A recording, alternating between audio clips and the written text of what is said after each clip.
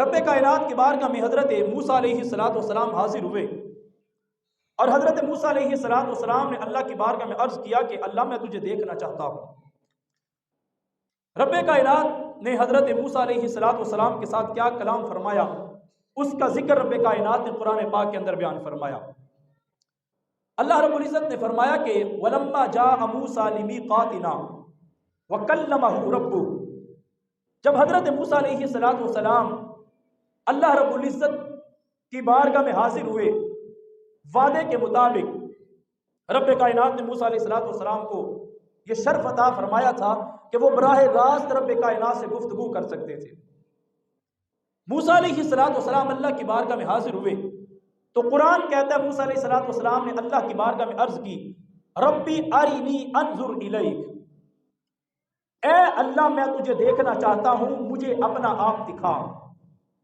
دل کے اندر طلب پیدا ہوئی کہ جس رب سے بات کرنے میں اتنا مزہ ہے، اس رب کا دیدار کرنے میں کتنا مزہ ہوگا۔ تو اللہ کے نبی نے اللہ کی بارگاہ میں عرض کی، ربی ارینی انظر الیک، اللہ میں تجھے دیکھنا چاہتا ہوں، مجھے اپنا آپ دکھا۔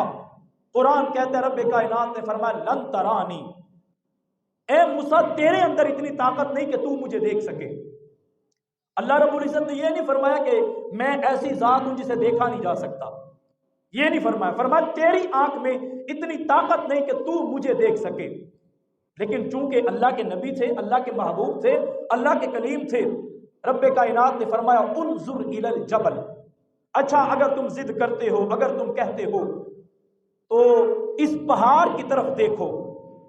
اب موسیٰ علیہ السلام نے اس پہاڑ کی طرف دیکھا، اللہ نے فرمایا فَإِنِ اسْتَقَرَّ مَكَانَهُ فَسَوْفَ تَرَانِي، تم نے اللہ کی ذات کی طرف نہیں دیکھنا، تم نے اس پہاڑ کی طرف دیکھنا ہے۔ اگر یہ پہاڑ اپنی جگہ پہ قائم رہا، ثابت قدم رہا تو فَسَوْفَ تَرَانِي، پھر ان قریب تم مجھے دیکھ لو گے۔ جب موسیٰ علیہ السلام نے اس پہاڑ کی طرف دیکھا، قرآن کہتا ہے تجلی ربہ للجبل، اللہ رب العزت نے اپنے نور کی تجلی اس پہاڑ کے اوپر ڈالی۔ اب براہ راست موسیٰ اللہ کو نہیں دیکھ رہے تھے، یا اللہ کے نور کی تجلی کو براہ راست نہیں دیکھ رہے تھے، اللہ نے نور کی تجلی پہاڑ کی طرف ڈالی اور فرمایا موسیٰ تم پہاڑ کی طرف دیکھو۔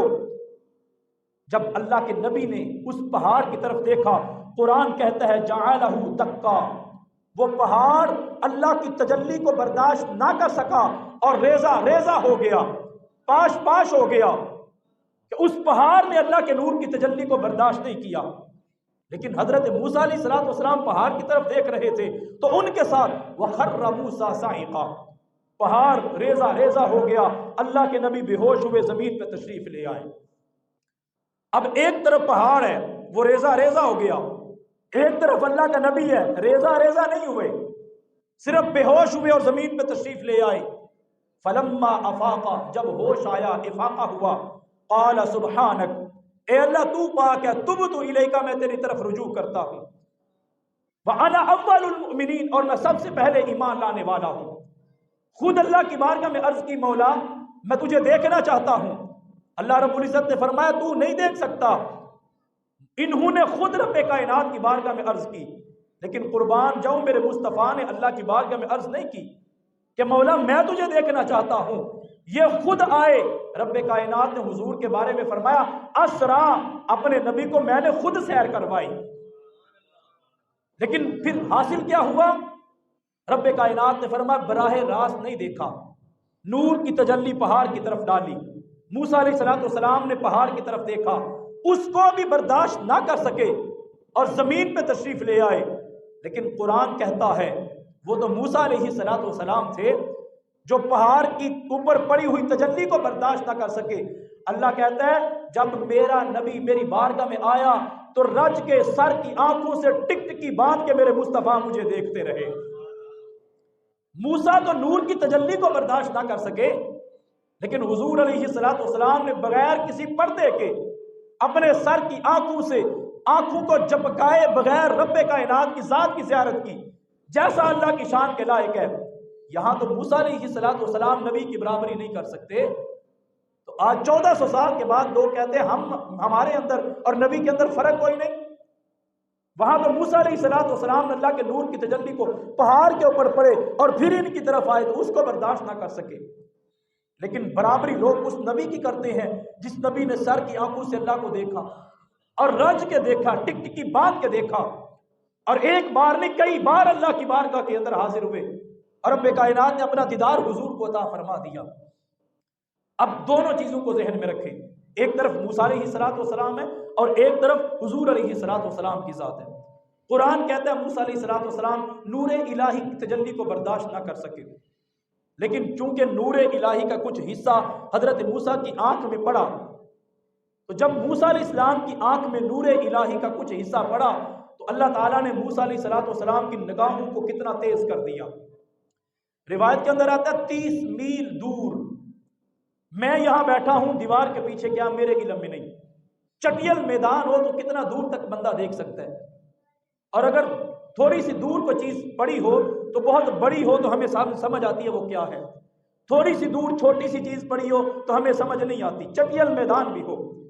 لیکن اللہ کے نبی موسیٰ علیہ السلام جب نور الہی کی تجلی ان کی آنکھوں میں پڑی، روایات کے اندر آتا ہے 30 میل دور رات کی تاریکی میں اگر کسی چیز پہ چیونٹی بھی چل کے آ رہی ہوتی تھی، اللہ کے نبی موسیٰ علیہ السلام اپنی آنکھوں سے اسے دیکھ لیا کرتے تھے۔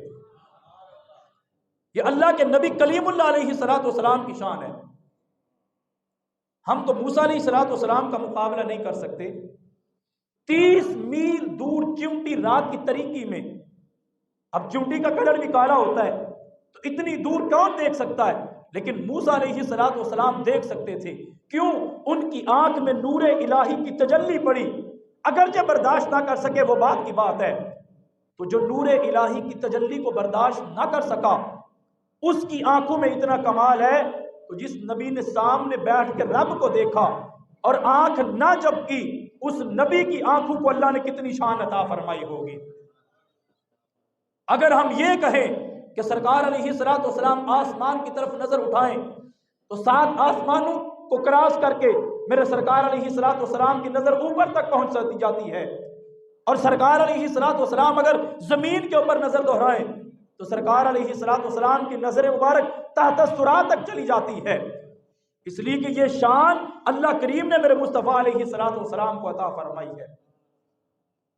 آج لوگ مقابلہ کرنے کے لیے بیٹھے ہیں، آج لوگ کہتے ہیں ہمارے اندر اور نبی کے اندر فرق کوئی نہیں۔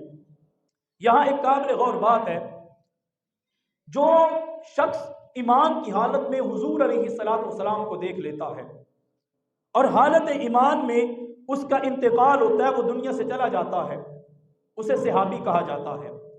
ساری کائنات والے لوگ مل کے آ جائیں، عبادت کر لیں، جو مرضی کر لیں، کسی ایک صحابی کی گرد راہ تک نہیں پہنچ سکتے، جتنی مرضی عبادت کر لیں۔